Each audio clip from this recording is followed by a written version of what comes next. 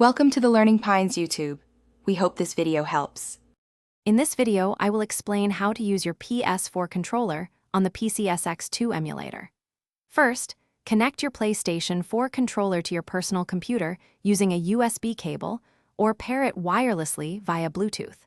A stable connection ensures optimal performance during your gaming sessions, so double-check it before proceeding.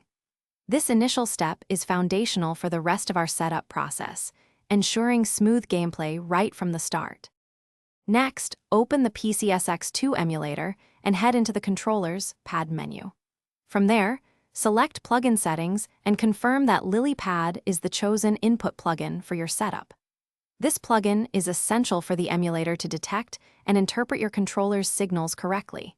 You should see your connected PlayStation 4 controller listed within the device options, ready for the next configuration stage.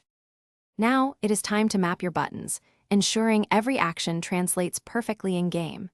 Go to the Pad 1 tab and click on each virtual PlayStation 2 button, then press the corresponding physical button on your PlayStation 4 controller. Take your time to map all the essential controls, including the analog sticks and triggers, for a complete experience. Remember to save your custom controller profile once you have finished, so you do not lose your settings. Once DS4 Windows is installed, open the application. You will typically be prompted to set up a new profile.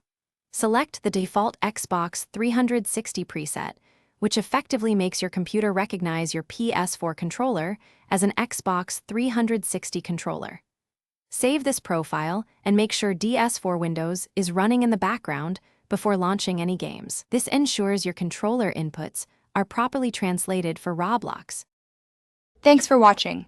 Consider subscribing if we helped you.